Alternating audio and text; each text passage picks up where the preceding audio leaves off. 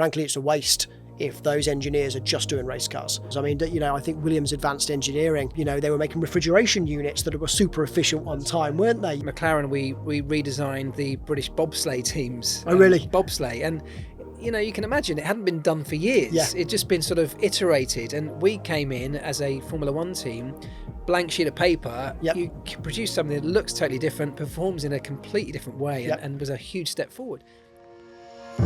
Hi, I'm Marc Priestley. I spent almost a decade at the McLaren Formula One team alongside inspirational people such as Kimi Räikkönen, Lewis Hamilton, Fernando Alonso, but also people like Adrian Newey and Ron Dennis. I created the Pitlane Life Lessons Podcast to share many of those things that I've learnt with you to help you to think about the challenges in your life a little bit more like a Formula One team might think about them. Enjoy. In today's episode, I've got Gary Foote, the CIO or Chief Information Officer of the Haas Formula One team.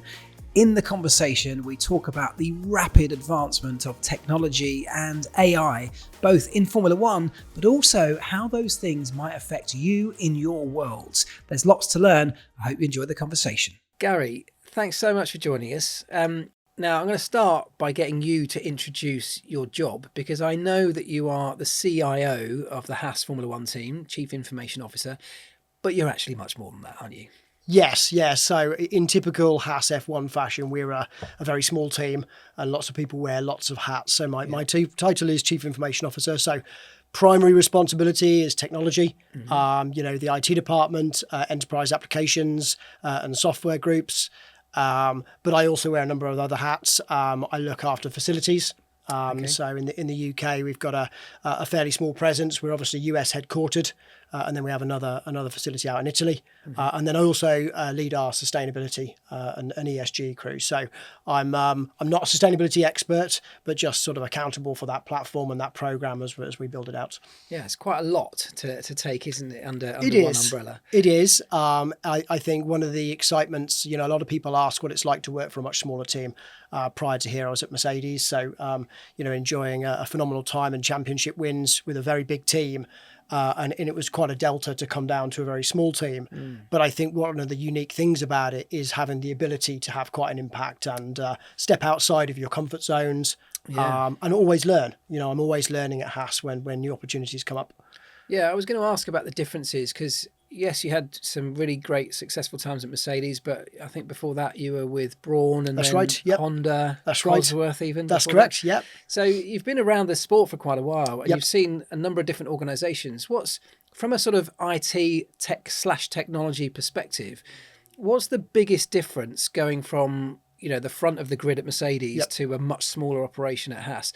What are the challenges that the different types of infrastructure pose for you? Yeah, that's a great question. I think lots of things really. The technology, just actually technology in general, is moving at such a pace, and so Formula One's, in order to maintain competitiveness, all F1 teams are always trying to push the technology boundary.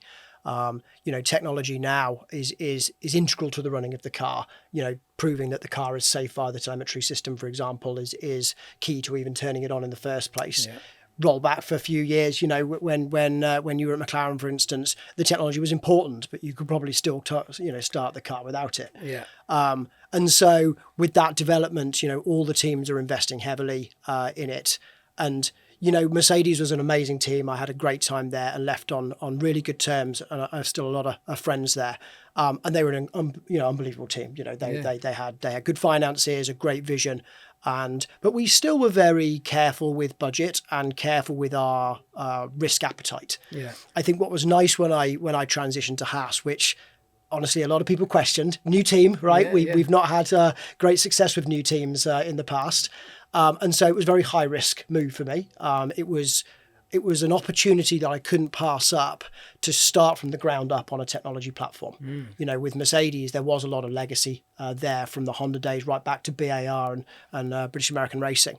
With Haas, we didn't consume a new team. We were started from the ground up. Yeah.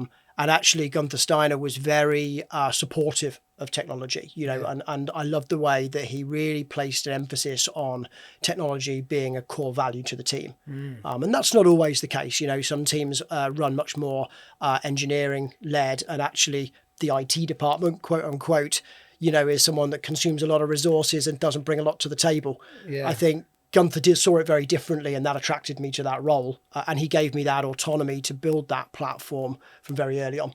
I wonder if that is a sort of a feature of modern Formula One, where actually quite a number of the teams now are run by engineers, aren't they? Yeah. Whereas Mercedes under Toto, not an engineer, I guess Gunther as well. So do you think that helped shape the opportunities you had, because you weren't being led by a sort of car engineering force, you were being led perhaps more so from a business perspective? Yeah, very much so. I mean, we had some fairly tight constraints at Haas, particularly in the early days, both financially and actually sort of human resource was really limited in those early days. And what I think we were, as a leadership team, we were given relatively sort of loose leads to go and build our departments and hire our staff. There was a lot of trust placed in the team at that stage.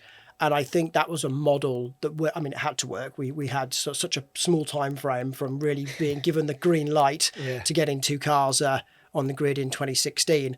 And so everybody had to go off and do their own thing. And for me as a technologist, it was the opportunity to take all the amazing stuff I'd learned at Mercedes, but address some of the, the challenges that we'd faced and not bring them to the table. So it was nice to have that opportunity to kind of do it what I felt was the right way at the right time. Yeah, no, that's fascinating.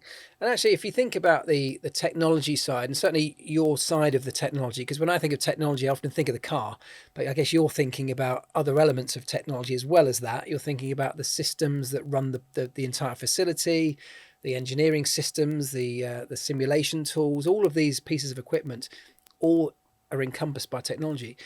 What do you think is the biggest shift in your time in the sport in terms of technology, the biggest change, or the change that's had the biggest input or impact from a technology point of view? I think probably the biggest change is the reliance on it. Over time, it has become absolutely critical to all operations. The car won't turn on without a functioning technology platform.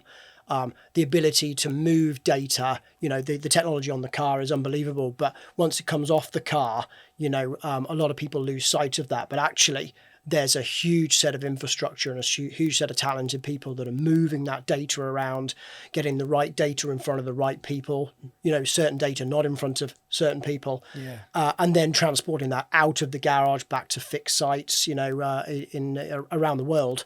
And it's that huge ecosystem that now is mission critical. And everything has to line up, everything has to be reliable, everything has to be secure. Security is a huge piece of it now.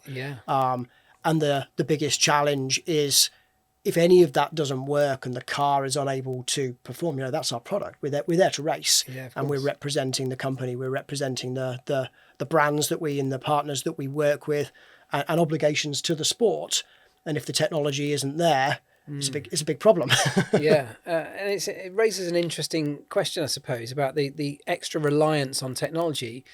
Do you think there's a point where we're over-reliant on technology, both probably inside Formula One and in the wider world? Is it already at, or potentially going to get to a point where we lose some of our own autonomy because we're so heavily reliant? I mean, I'm thinking of the person who, and I'm one of these people, who drives somewhere, they know exactly where they're going, yet still uses Google Maps. I mean, my personal opinion is we're past that stage, but I don't see that as a problem. I'm a technology optimist. I guess I have to be. And I see technology as having the ability to enrich everyone's lives. It brings us together, as a species. It connects us all together. Just look at the technology of video calling. When COVID happened and all of a sudden we couldn't go physically to see our loved ones, all those people that were shy of that technology, suddenly they were on board, and now we all use it as a day-to-day tool. My 7-year-old boy doesn't think twice about using the video system on Alexa to call his grandma, to say good morning to her. And so your question as to whether, when that ecosystem starts to break down, is that a problem? I think it could be challenging, but it does happen occasionally. And as species, we adapt and overcome, don't we? Yeah, we do. I guess I can hear people at home saying, well, yes, this idea of video calling, we all benefit from it, just as an example. I mean, particularly those of us that travel the world, it's an unbelievable resource now to be able to connect with our children and families beyond. So it's got amazing advantages. But I guess there will be an argument, or always will be an argument, that it's going to detract from the actual human connection, because we see that as an easier option than actually getting out of a house to go and sit in front of somebody and have a face-to-face conversation. Yeah, very true. And there's a danger of that. As I say, I think we're maybe past that. We're starting to see that darker side of technology, certainly in the social media world, aren't we? And it's good that we're recognising that now. There's a lot of work being done, certainly to protect young people in particular, from the influences of technology. When you and I grew up, we weren't connected to our friends on phones. We were out interacting with them, and so I think there's definitely societal changes for that.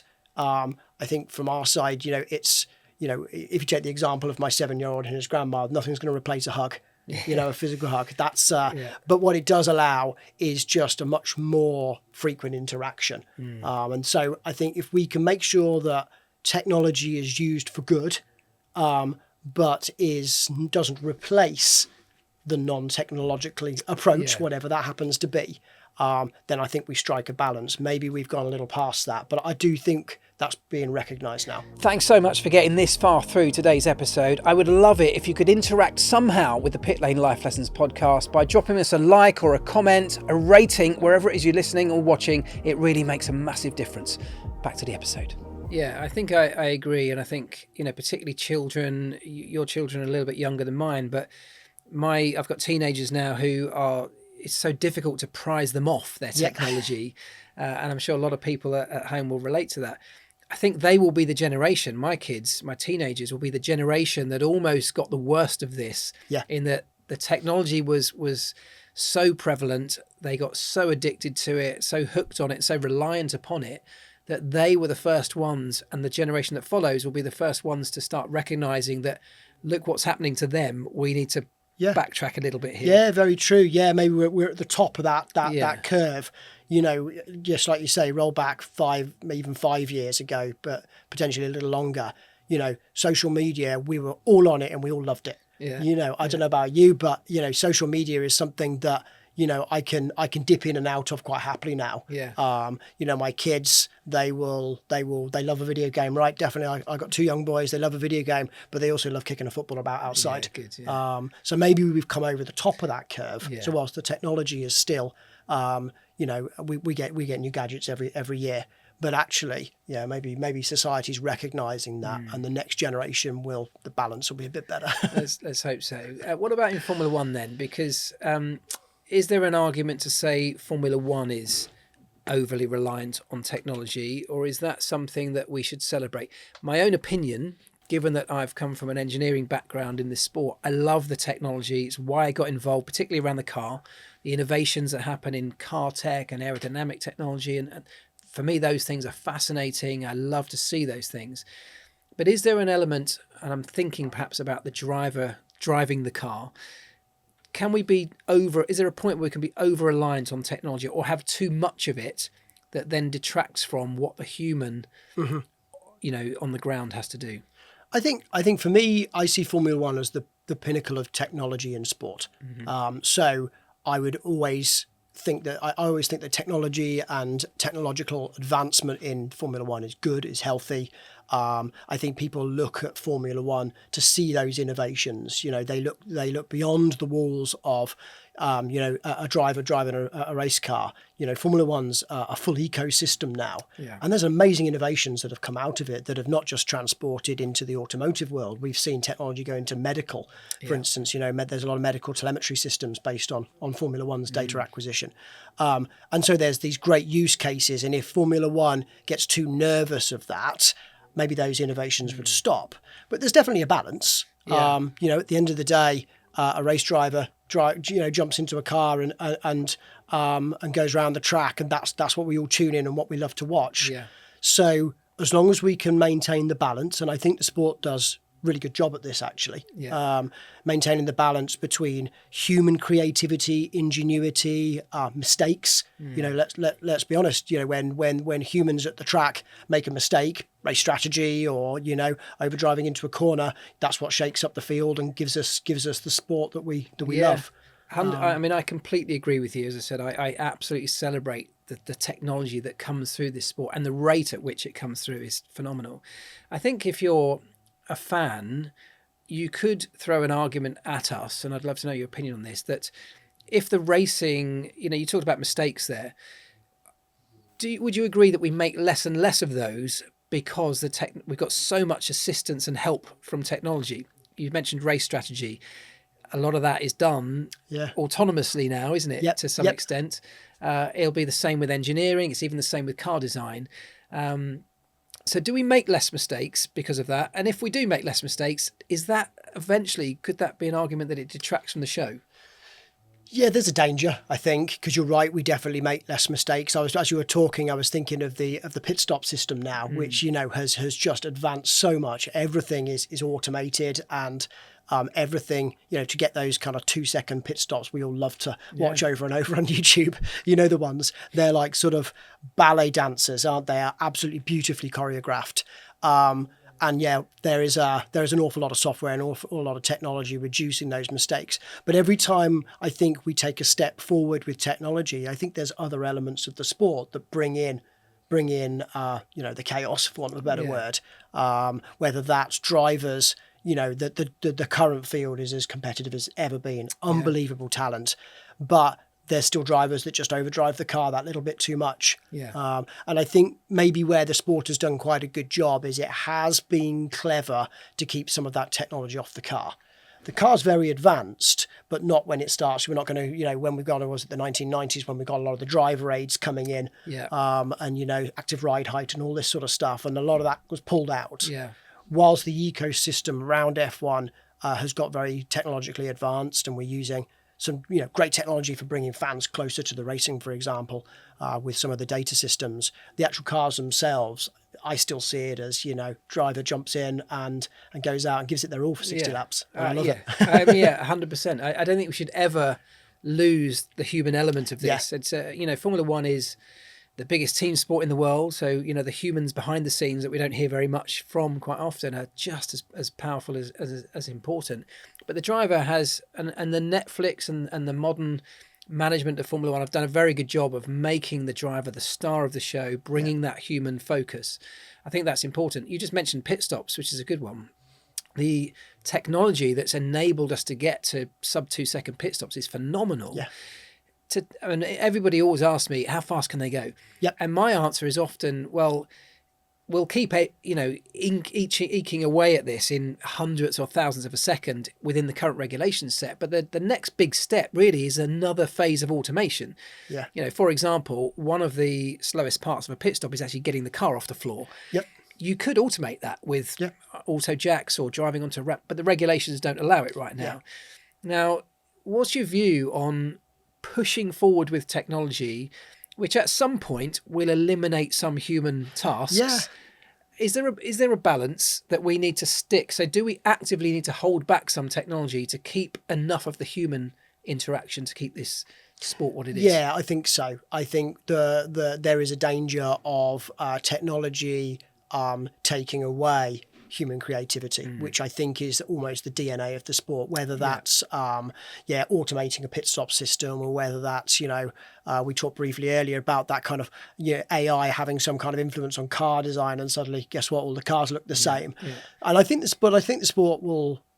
the sport will recognize that, and then they've got actually a really tough challenge to make sure that people continue to see Formula One as the pinnacle of technology in motorsport. That's got to carry on. Otherwise, they'll get left behind when the world moves on, whilst maintaining a human-centered sport where mistakes and creativity are also celebrated. It's about balance. And regulations help with that, as long as it doesn't it doesn't stifle innovation. I agree. I think we're on the same page. I think the other side of that balancing act is that there's another mix to throw in, which is the entertainment side of what we do. the viewers tune in because they want to be entertained. Naturally, it's a sport, and that's a big part of it. There is also an argument that if you just wanted the most entertainment, kind of give everyone the same car, right? You give everybody a very similar set of technologies, and then you get differences in the driver. Yeah. You see, who's best, who's going to be the quickest. Like I would never want the sport to get to that point. Yep. So if we go the other way and we say, no, freedom, have total freedom in a technical sense, come up with the best technology, then someone creates a car that's so much quicker than everyone else and drives away. And we have the other side of that argument where you say, well, we need to change the rules to close everybody back up again. And in my mind, there's always this almost dichotomy of, we want the best technical innovation, but when someone does it, we want to peg them back. And we got so many examples of that in history. The 2009 double diffuser being a really good example, and F-duct and various others. Well, the DAS system at Mercedes, exactly, brilliant, just so different. But they all get to run it for a bit, don't they? Yeah. I think it was great. I love that we do those things. Yes. And DAS is not the right example because it was allowed to play out. Yep. But just as a broader general, concept, we want creativity, and then we don't want it when they do it too well. There's the sport reacts to that, and actually, I mean, one of the dangers we have with the new regs in 26 is this, of course. If one team interprets those regulations better than the other 9, soon to be 10 teams, then there's a danger of dominance. Whilst the other, we've seen dominance in periods of F1, and as viewers and fans, we don't like it. Obviously, the team dominating loves it. Of course, yeah. Well, you've been there. Yeah, and absolutely, I have. And also been on the receiving end, and it's the regulations, I think, will adapt and tweak, and in a way, actually, I think even the teams are not always fans of dominance because they know that actually the ecosystem suffers. Yeah. So whilst they have got the spotlight on them, take the Mercedes era. I mean, they did a phenomenal job across the entire car and the drivers, all the team. But I think even those guys and girls in Brackley would have said, actually, it'd be nice if we saw some other people up here because everyone's turning off and everyone's sort of disengaging. So the great thing is, obviously, now we're at the end of the current regs and we've got the closest, the closest grid ever. Let's just hope in 26 we don't get too much dominance from a team or a set of teams. Yeah, I mean, yes, it's a big unknown, isn't it? But just as we've touched on 26, how much of a role is modern technology, and what I'm talking about really is this, as I said earlier, this sort of new wave of technology, the AI or machine learning, the sort of advancement in robotics, the massive amounts of data and how quickly we're able to process it. What's the biggest shift going into a new big regulation cycle and it's the biggest actually in terms of car tech for probably forever. Yeah. Engine and, powertrain and car. So what's the biggest shift that's going to be different for this regulation set than has gone previously based on technology? I think there's a few things. I think the competitiveness of the grid right now is pushing everybody to really to the limit of innovation and rule maximization, for want of a better word. I think technology is an enabler. It's a tool in your toolbox. And every team will be looking at technology and are using technology to try and get more out of their resources. Because, these engineers, they're given a set of constraints, and we've got things like the budget cap, which is a huge constraint on every team, whereby, the physical dollars that you're allowed to spend are capped. Yeah. But if you can find or use technology to make your team more efficient, if you can get 10% out of 10 people, you got a free person. Yeah. It's and I think there's a lot of technology that's being deployed, and certainly at our team, that's we're focusing heavily on how can we use technology to maximize the output and efficiency of our staff and get the most out of the dollars that we're allowed to spend. What does that look like in reality? I mean, what actually is happening in that sense? What sort of technology are we utilizing to get more out of people? So you can use, AI is an obvious use case, and machine learning technologies whereby you're taking somebody's job role and giving them tools to be more efficient. Yeah. I think efficiency is almost the DNA of our team at Haas. We've got so fewer people than every other team that ultra efficiency is how we get by. And so technology can make you more efficient if you're using, even in a very basic level, using large language models, for example, to make your productivity improve, or you're cutting data sets down. For example, you got a pile of data that you need to go through, and if you can half that data by using technology to remove, the fat around the edges, the less useful stuff. Absolutely, the less useful stuff, you can concentrate your efforts on the stuff that's left.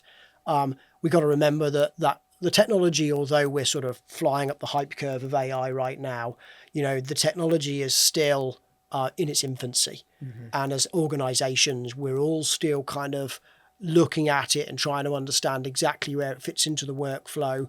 I think with Formula One in particular, and maybe so many other industries, there's there's a lot of risk involved, and we don't want to start using technology to be reckless.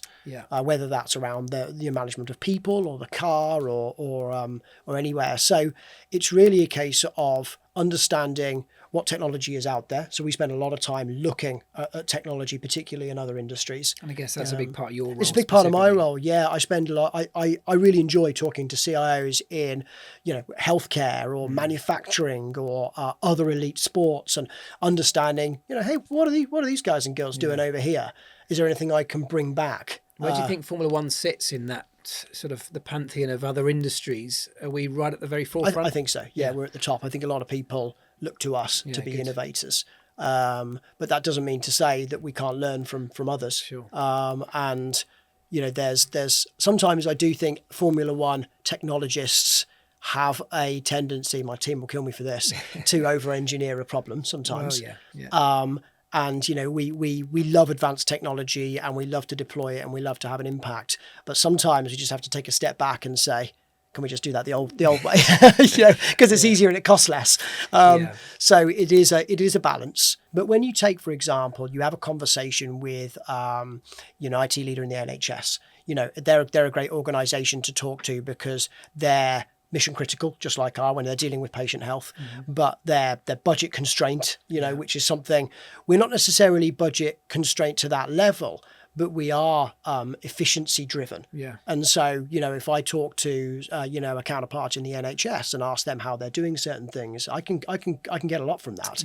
And they can do the same. So there's a lot of collaboration. And I know I'm not the only CIO doing that. All the teams are doing it. It's the same reliance on efficiency, just on a different scale, isn't it? It is, yeah, it is. And under the skin, a lot of these organisations have all the same challenges. On the face of it, we put two race cars around the racetrack, but behind the scenes, we're a business like any other. We've got to balance the books. We've got to look after our people. We've got to, sort of work within the constraints given to us by the sport, which is the same as so many other places. Well, yeah, and I think the fact that Formula One now operates under this budget capped in this new era has completely changed the game, really, to put much more focus on efficiency, because that's now the buzzword. That's where you get your competitive advantage from. It used to be by just throwing more money into the pot.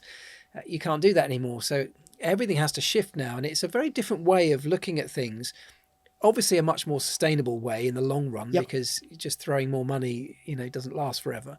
But I think, just to come back to one of the things you just said there a moment ago, which was this idea of new technologies like AI. I hate the term AI because it's so broad. Well, it's the popularized term, but actually, you're right, it's so broad, and AI comes in so many different forms, or machine learning. Is that a better way to describe it? I think machine learning is a subset of AI, because I see AI is almost not a technology. It's almost it's a high level concept. When my interpretation of AI is where a sort of contextual decision making with technology, and that can be so far and wide, and it is a word that's overused. I mean, we've all got apps that are powered by AI, and I look at them and I think it's pretty sure it's not doing anything different to what it was last time. If your business doesn't have AI attached to some product somewhere, you're falling behind. That's the problem.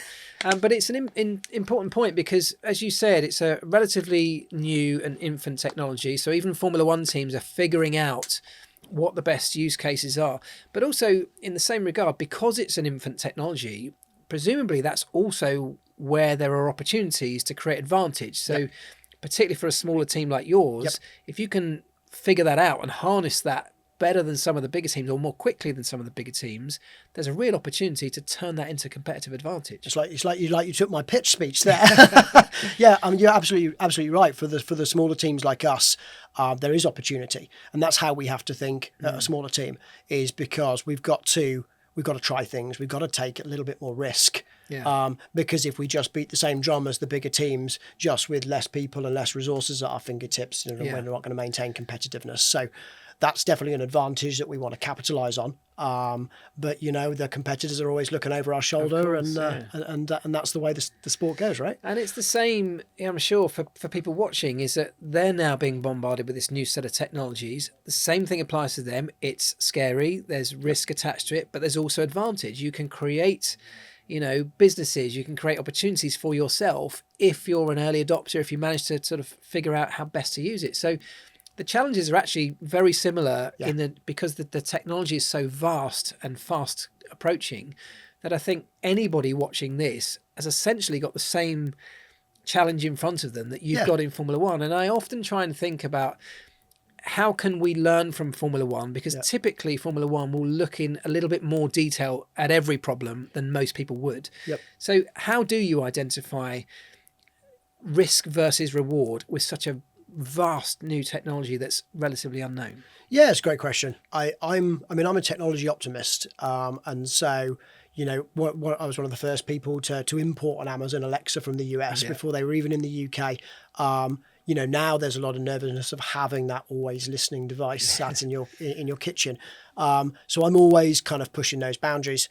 But I think you got it really almost in the question. It's almost a degree of understanding the risk and your appetite for it. And every individual at home has a different appetite for that. And there'll be some people that will say, yeah, I don't mind using technology to this level, but I'm not prepared to use it past this level. Maybe I don't want to talk to Alexa with my bank details involved. And so because there's a darker side of technology, which, everyone needs to be aware of. AI is an amazing tool, and even if there'll be plenty of listeners and watchers who are playing with ChatGPT, for example. But we also know that the security behind ChatGPT is certainly needs to be configured correctly to be secure. So it's about really seeing where you sit on that adoption curve. If you're behind the adoption curve, you can almost let other people run with it. That term early adopter I love, because it really describes that subset of people, businesses, individuals that are happy just to have a wider risk appetite and jump into a technology. You never know really if it's going to be secure, if it's going to be maintained, and you buy an expensive device and then a year later the company folds. And then there's the people that sit behind that curve. The way I look at it is, if you're in front of that curve, let's say you're a business and you're starting to use AI technologies to make your product more efficient or to help you design things, there's competitive advantage there.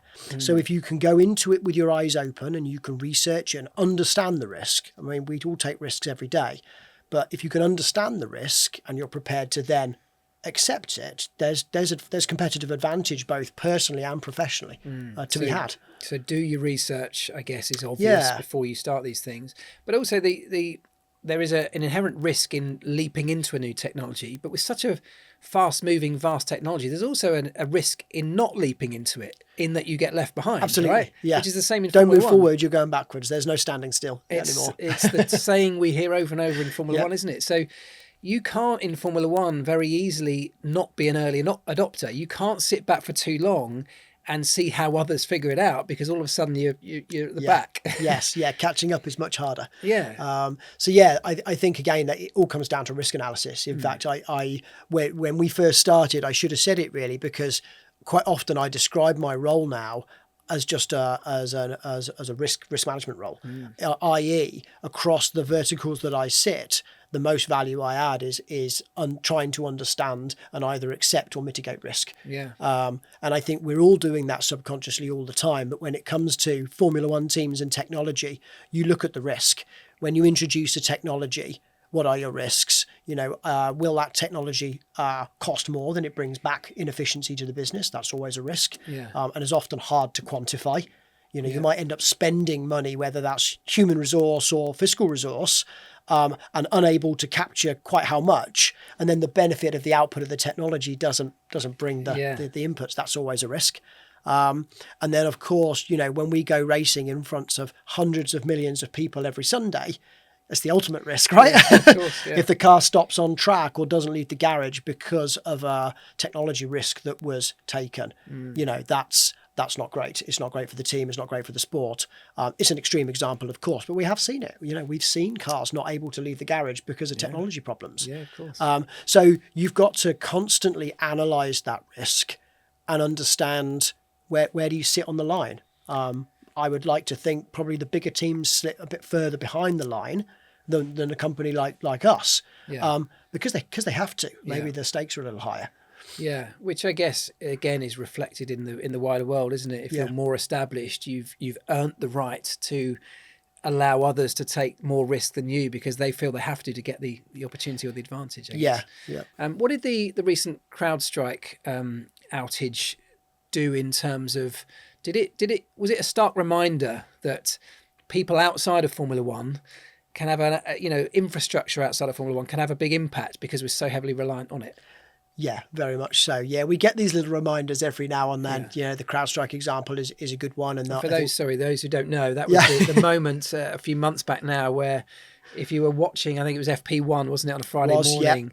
And the Mercedes, particularly pit wall, all went to this sort of scrolling wheel of death. Yeah. It was to give CrowdStrike their dues. It was a change on Microsoft's side that impacted their software.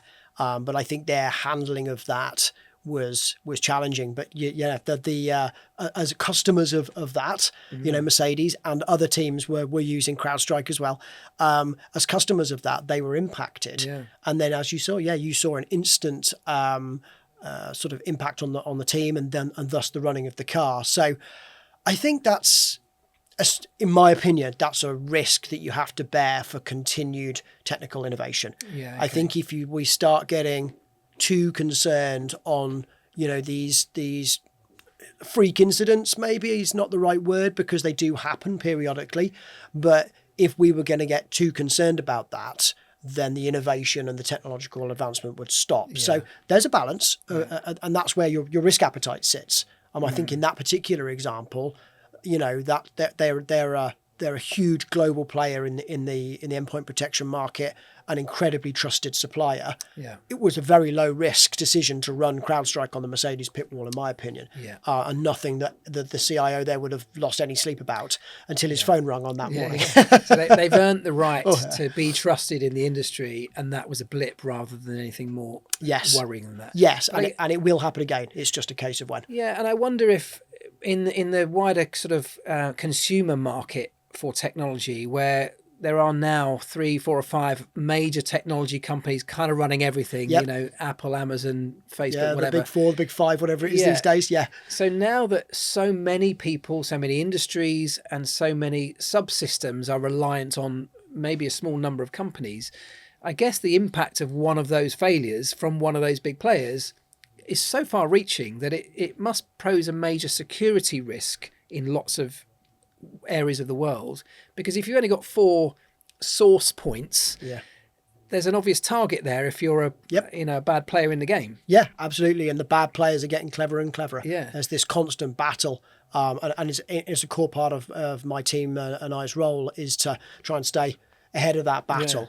Yeah. The problem with Formula One is it's got this global presence. I mean, it's a really high value target. Yeah. And so the threat actors are out there. They've got these cool technologies that we talk about. They've got them in their toolbox as well. Of course, because they're becoming easier to get, cheaper, more accessible. And with these kind of big technology players, you're right. There is an unhealthy reliance on them. I mean, if you're a WhatsApp user, WhatsApp goes down every now and then, doesn't it? Whether that's through a denial of service attack or an issue in the ecosystem, and all of a sudden, I can't message. And we run our lives on these programs. Microsoft is another one.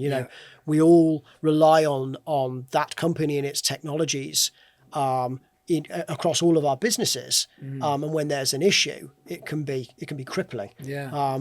We've only got ourselves to blame for getting into that position. These people brought out great products. We all adopted them.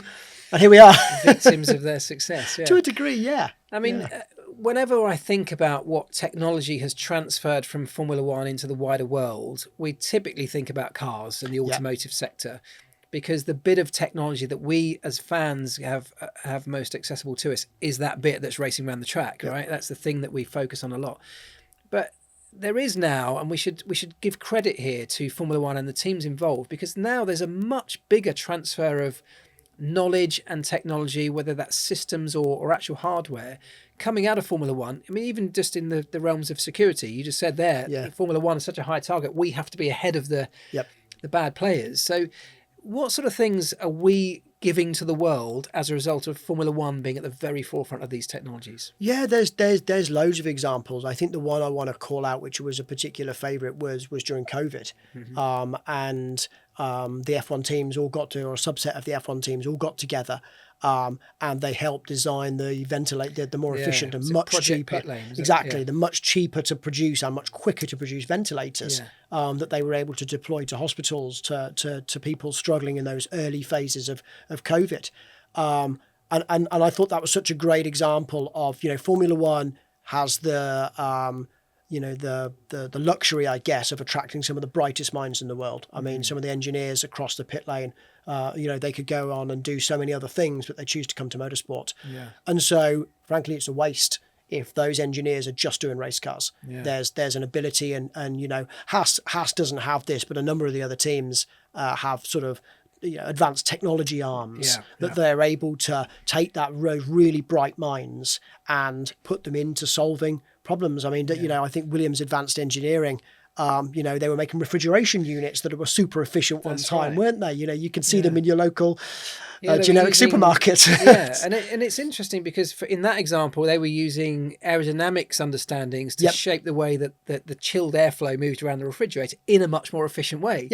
McLaren did the same sort of thing at Heathrow, moving aircraft on the ground around in a more efficient way. So that's come from things like simulation tools and this advanced behind the scenes technology that what do you think? Do you think we celebrate this enough in the story that we tell about Formula One over and above the drivers and the cars? No, not at all. No. Not at all. That's and I love that you've called it out, because I think Netflix and the Drive to Survive series has given us a bit of a peek behind the curtains. But there's this whole world of amazing technology, amazing people that are solving problems every day with really advanced technology, and we are pushing boundaries because the competitive nature of Formula One requires it now. The race car is the output. When the car's sitting on the grid on a Sunday morning with the other 19, then that's the sort of the culmination of all of that work and all of that engineering expertise. That's just the output. But behind the scenes, your example of the aerodynamics, the marginal gains that we seek in F1 every day. As a technologist, I would say this, so maybe I'm biased, but technologies can have a huge impact on that. I'm a big believer that we should shout about this more, and I think I can think of other examples. At McLaren, we redesigned the British bobsleigh teams. Oh, really? Bobsleigh, and you can imagine it hadn't been done for years. It'd just been sort of iterated, and we came in as a Formula One team. Blank sheet of paper, you produce something that looks totally different, performs in a completely different way, and was a huge step forward. I think, we've had a lot of collaboration with British Cycling in the same way. And I know lots of Mercedes do this as well. Yeah, Mercedes were doing some bike stuff while I was there. Right. I wasn't hugely involved in it, but I remember the tunnel being used heavily to try and sort of improve things. It's fascinating. I know Red Bull does it, and lots of teams are putting the Formula One expertise to great use, and I think it's a really there's a big story there that we're not promoting enough, and it keeps people challenged. I think these engineers, they need challenge. They need to be solving problems with more and more constraints, because that's what sort of stimulates their mind, and they do amazing things. And there's the next wave of that will clearly involve at an even greater level than it does now AI and this whole area around machine learning and so on. And really what that does, I think, is give us access much more readily, certainly a lot quicker, to the world's information and an ability to process that very quickly. if you think about Formula One, we've been processing data, gathering information, whether it's from the car and the hundreds of sensors or whatever. We've been doing that for a long, long time now. Our business is all about gathering massively targeted but huge amounts of information and data. It's what your entire career has centered around, I guess, to some extent. But the other side of that is that within this same field of Formula One, we gather that information. We've also got a plethora of amazingly skilled analysts. We've got absolute experts who can process and understand that data and extract from it the really useful stuff from the not so useful stuff.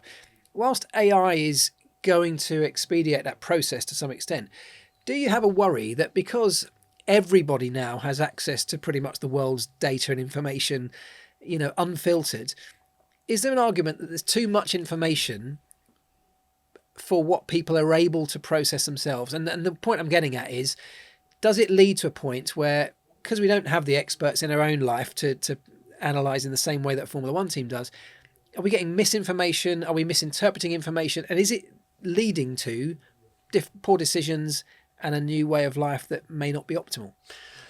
Yes, I think there's loads of angles in there. I think the technology itself is it's constantly developing. I talked earlier about that hype curve. Yeah. We are flying up it. There's new versions of AI technologies being released and made available. A lot of it is around availability. Yeah. This isn't tucked away inside a secret lab in the military somewhere. This is stuff you can jump on your web browser and have access to for free. Yeah. In seconds. And so, but there's the misinformation piece you mentioned there. I think is really important. And the way I view it is a lot of the output of these things has to be about trust and trusting the output. And we've started to see that technology, and particularly with the rapid deployment of some technology recently, that the trust is questionable at times. We know that we're seeing, if you take, the large language model providers, of which there are many now, we know we're starting to see bias coming into them. We've even got some of them have been cleverly programmed to lie, just outright. And so, but then the flip side of that is that any different to humans? No. So the way I look at it is, I had a question on a talk a few weeks ago from the audience where someone said, will AI take over the pit wall?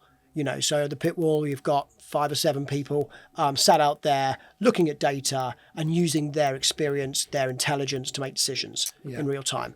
Will AI take over it? Can those guys and girls all go back to the hotel and just pina colada by the pool? And I think the answer is no, because the way I see it is a lot of this technology will just become another opinion. Now imagine your pit wall isn't 5 people, it's 10 people. Yeah. And just 10 of them are digital people. And you're starting to get opinions. But ultimately, there's still human. I don't think technology is at, or arguably will ever really get to, replacing human creativity, ingenuity, and replicating things like experience. I think it will start to encroach on people's workloads. But I think it's a bit, when somebody's workload is lost to AI. I was talking to the software development team fairly recently, and it's amazing what those guys can do now in terms of, code checking and things. So does that mean the person that was employed to do the code checking is not employed anymore? Yeah. I think the answer is no. I think that person can look at a task that they otherwise wouldn't have been able to do. So always trying to push forward and streamline operations. And that's the same as folk at home.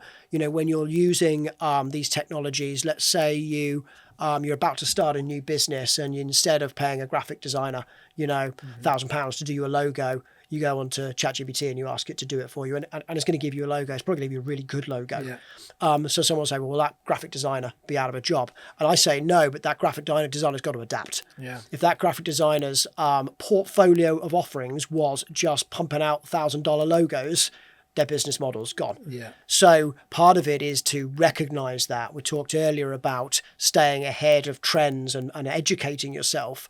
That graphic designer has got a talent that AI can't replicate. It's the human mind. And so they need to adapt and shift. And maybe they can start using AI and they can start producing them at much lower cost because it takes them less time. And they can start to... So I think there's an adaptation to technology. And that's what we do in Formula One. We're adapting to technology. and embracing it and shifting the business model. No teams have, other than when the budget cap came in, no teams have reduced in size when the technology's been advancing. The teams are actually increasing in size because they can now do more. And do you think, if you're really honest and we look into the next 5 or 10 years, do you not see a point where it will become beneficial because of the budget cap to shave down the size of teams if technology allows it, which comes at a human cost, of course, a personal human cost. But if you're running a team, and we're already seeing it, I think, in some degrees in terms of we're not getting wage rises inside teams because it will impact on the budget. Yep. So you fast forward a few years, if you say you can lose 10% of your workforce and get the same output or more because technology's come along, if you're any business, are you not going to... I know that the spin at the moment, because it's so new, is to say, well, we're not going to lose people. We're just going to have people freed up with more time to do other things. Yeah, I see what you're saying. There must come a tipping point where you go, well, actually, we'll lose the people. Yeah, it comes down to the business model at the time, doesn't it? Yeah, you're right. I think there's if you shave the 10% off the workforce, and that's salary budget that you're now saving that you can put into an additional front wing. Yeah. I think the executive team in all F1 teams will be looking at that and trying to work out what can technology bring to the table, what can our people bring to the table, and where's the balance between the two when it comes to pure cost. Yeah. As the cost of deploying technology reduces, which we steadily see, and arguably the cost of people increases, something we're also seeing, with particularly with the technology landscape.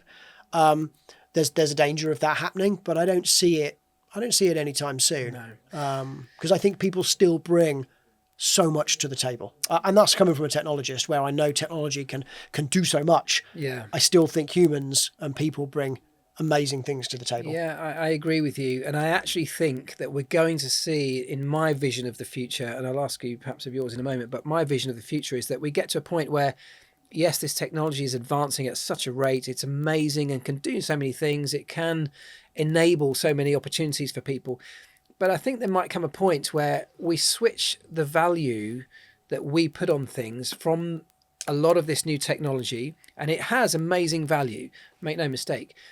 But surely there's going to become a point where there's an increase in value if you're getting a genuine human element to whatever it is you're doing, a human set of experience that as you said earlier, through the technology. I mean the actual humans. There will be some humans, and it might be that you're clearly going to lose a layer of humans from the workforce. I think that's inevitable, but you're also going to get a layer of humans, maybe further towards the top, who bring something that the technology simply cannot bring. Like you said, it might be creativity, it might be based on their experience, it might be their character or their persona, whatever it is. I think some authenticity around the human element might end up going full circle and becoming one of the most valuable things because it's so scarce.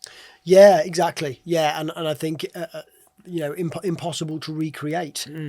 It's sort of chaos theory in a way, isn't it? People are unpredictable. Technology isn't. Somebody said to me once, a line I've used time and time again since is, data doesn't lie. Yeah. O's and ones are if O's and ones are wrong, it's because there's a human somewhere in the line that got it wrong. Yeah. Because it's black and white. So I think that piece of it, unless technology can somehow be developed to replicate that somehow, I think that technology will continue to be a tool, but I think the humans behind it and their ability to think so differently will continue to keep it interesting, even if ultimately the workforce across companies reduces over time. But if you look at society, where every year work-life balance gets better. And that's a shift that we're seeing. So, we're already seeing some companies dropping to 4-day weeks, for example. That seems to be a pattern that's kind of cropping up.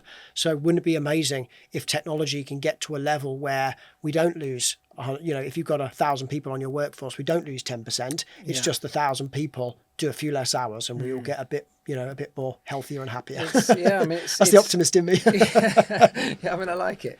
It's a fascinating time, no doubt. I think one of the points that I was trying to make, which I think you've just touched on there, is that the technology is destined to try and recreate some of the human experiential elements, right? So if you're writing a book, AI will write that book for you already pretty well. Yeah. And you can spit out a pretty good book in no time at all. True, but you got to remember AI is using a data set in history. It's using historical data. So when it spits out that book, it's based on old ideas. Yeah, of course. Even if it looks like it's a brand new book and it's a storyline you've never seen before, it isn't. It's based on a monstrous data set.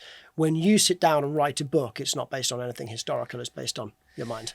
Yeah, that's a good point. I think, so what I was going to say was, even if we get to a point where books or other creative elements can be churned out by systems, that idea of having an authenticity because something was actually written by a human. Yeah, okay. You think humans will seek it out? Well, yeah, just having something that's verifiable, as in this wasn't written by AI, this was written by an actual bloke who sat at a desk.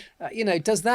Does the value of that increase because I think so. The scarcity comes I think along, so, yeah. You can picture a world where you bring your neighbours into your living room and you show them a picture on your wall and go, that one was actually drawn. Exactly, And they go, oh, really? Yeah, wow, we haven't got any of those in our house. What a crazy world. I think you're right. I think there will be a value placed on that. And actually, I think you're seeing that in society already. I think there is...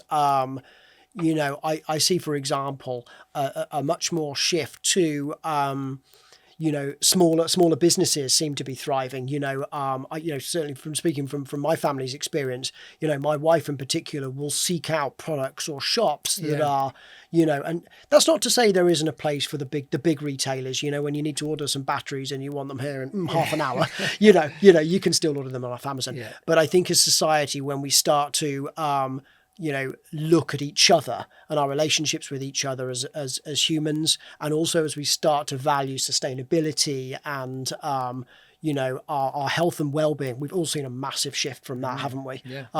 The days of pre-COVID, we use that kind of line in the sand, don't we? The pre-COVID days of where it was just the daily grind and people were just are stressed and burnt out. They're starting to change. I, as a good example, when we're interviewing now, 10 years ago when I was doing interviews, people would sit and they'd go, what do you want me to do? And how much are you going to pay me? Yeah. That narrative's completely changed now. Yeah. People come in and they say, what's your work-life balance policy? How do, can we work from home? Do you support me being able to leave early on a Friday to see my child's school play? And all these things, people are considering that. And the money's important, of course it is.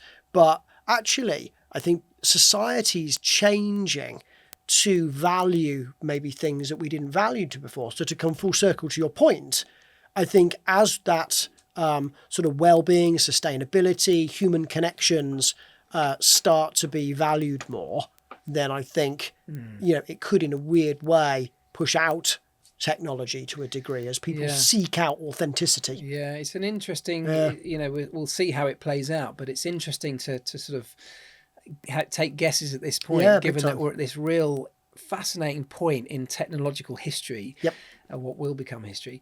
A couple of final things before we wrap this up. On that note, I mean, what we've just talked about there, I guess comes back to what we said at the start, where we do want to see mistakes from a driver on the track, for example.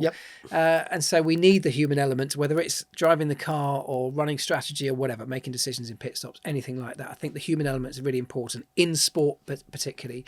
So with that, what's your view on the have you seen this A2RL Autonomous Racing League? Yes. So for those who don't know, this was it's a project that's very much in its infancy, but they did run a demo run in Abu Dhabi last year.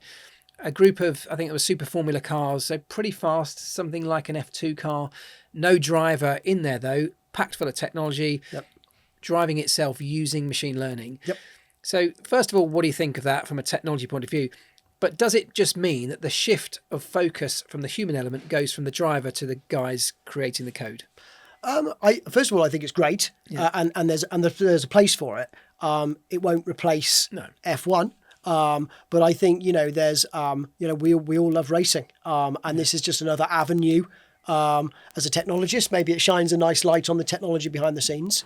And it will create its own DNA as a series accordingly. And I think Formula One will maintain its DNA, through the setup that it has. So, I'm a big fan of the series, and I think it's got a great place. But I don't think it's in any danger of replacing existing series. It just complements it as consumers. We want to see more, and this is just another angle. Can you see a point where the sort of the technologists become the stars of the show in that sense, as opposed to the driver, because we're now focusing on who can create the most advanced code or the best in that series? Quite possibly. In Formula One, no, I think rightly the stars of the show are the drivers. They're at the end of the day, they're the people that climb in. They climb in and go for it, and our job as teams is to provide them with the machinery to do that in the most safe, reliable, and quickest way possible. Yeah, agreed. I hope that the autonomous series and other racing series shines light on different elements of motorsport, because from your time the ecosystem is huge, and that's why series like Drive to Survive, there's a lot of people that love it. There's also a lot of people that criticize it, and I'm an optimist because I think it gives an insight behind the walls, behind the curtains, and the more that we can give people access to the inner workings of the sport, then I think the more people will consume of it. Agreed, yeah. And just to give a quick bit of context with that, I was reading something from the guys behind that series recently, and to give an example of how quickly this technology is moving forward, when they first began to run those cars, they did a comparison with Danny Kvyat in an actual car. Oh, I think I saw this. And so when they first ran the human versus the AI car, I think it was something like 8 minutes slower around the Abu Dhabi, just for a lap, right? Yep. It was that slow. When they've just done it, the latest version of that same test, they're now down to about 6 or 7 seconds. That's crazy. And that's over a period of just a couple of years. Yeah. You can imagine very quickly or very soon there's going to be a situation where you could even potentially have racing between technology and humans, and how interesting it'll be like the ghost car on your game on your gamers at home. but in reality that's kind of true, isn't it? So it's fascinating to think about. I think just the journey that we're about to embark on. Great to be here for it. I think to witness big time. I count myself very lucky to be in the technology space right now. Absolutely. There's amazing movement, amazing innovation, and this is where we come back to the humans again. It's humans that are creating this technology at the moment. Well, look, two final things to wrap this up then, both related to each other. Within particularly the context of Formula One and your role at Haas, a smaller team with a new set of regulations coming, but with a massive amount of technology emerging, as we've talked about, what are you most excited about from your perspective as a CIO, as a Chief Information Officer, the opportunity in front of you now, with both the Formula One opportunity with regulation changes, but what you've now got in your toolbox to do it with? Yeah, I think change is opportunity. And there's an opportunity to get it right. We've got an amazing, a small but amazing, talented set of people, and they're all beavering away just like every other team is. But you only need that one innovation, that one technological advancement, whether that's behind the scenes or whether that's on car. Both of them can have a big impact. So I'm excited to see, how it all shapes out. Have you got any ideas of what you think this could create for a Formula One team in terms of opportunity?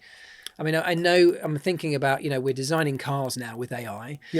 So that the fans are seeing the shapes of a car are generally being spat out of a computer system somewhere. But, what opportunities, particularly with a regulation change and a budget capped era where efficiency is everything, what's it actually going to look like? I think that what it looks like is the ability to process so much more data with the same amount of human resource gives the higher probability that there'll be a significant technological advancement somewhere. Yeah. Now that has a downside as well. We talked a bit earlier about that dominance factor. I think there's a higher chance of that happening. Yeah. But the flip side of that is when it does happen, the ability for teams to mobilize and catch up is probably greater. Yeah. So whilst we might see out of the door in the first race in 26, one team or two teams or three teams get it right, take double diffuser kind of take two. I think the ability, in 2009 we saw Braun maintain that dominance for quite a long time despite having no resources. And the team had downsized by 2/3 the end of the year before, and it took a while for Red Bull to catch up. I think that mobilization will be much quicker now. I guess largely because we can simulate things way quicker than we used to. We used to have to make it, try it, see if it works. You got it. The mathematics is incredible right now, and the ability and the hardware behind the mathematics, the ability to process that information and realize that there's nothing there and move on to the next iteration and the next and the next means that there's a higher probability, in my opinion, that there'll be some amazing innovations that we'll celebrate once the season settles down and everybody levels out a bit. That's exciting. And then finally, I guess, with this technology and these technologies coming through, what are the things that we as a sport should be and for people at home, I guess, because it's the same, what should we be most careful about? The easy temptation is to just use it for everything. Yep. What should we be most concerned or most careful about how we use this stuff? I think we sort of touched on it earlier. I think the sport has got a responsibility and, probably a necessity to maintain the DNA of Formula One. Forgetting all the other series, F1 has a very unique DNA and it's why it's the most popular motorsport series in the world. And we've got to maintain that, not just for the fans at home who tune in and are so dedicated to the sport, but all the partners that are in the ecosystem around the sport, the tens of thousands of people that work in that kind of industry. It would be very easy, actually, to get it wrong. And if you take the technology for an example, it'd be very easy to let technology get a bit too advanced. And then all of a sudden, some of that DNA is lost. Maybe some of the creativity that we will thrive is lost, and maybe we start to lose engineers to aerospace and space exploration and these amazing, exciting industries that are cropping up. So there's a balance that both the sport and the teams have a responsibility to keep an eye on, which is maintaining our the love for the sport. And it would be we've seen it in the past, haven't we? We've seen it where the global love for F1 has dipped a little bit, and it's taken a while to recover. And F1 is flying right now, absolutely flying. Everybody loves it. The sport has done an amazing job of making it so much more inclusive. And the diversity and demographics of the sport have just widened to the absolute limits. Let's not lose that. No, I 100% agree. I think it's a really good way to finish, and actually probably not that different to the way that the wider world should think about this. We don't want to lose the DNA of who we are as humans. Really important to not let this technology do away with that. And as humans, as the people, at least at this point with some element of control, we need to make sure we keep a focus on that. It's ethics, isn't it? There's a huge ethical piece to technology, which is becoming more important now than ever.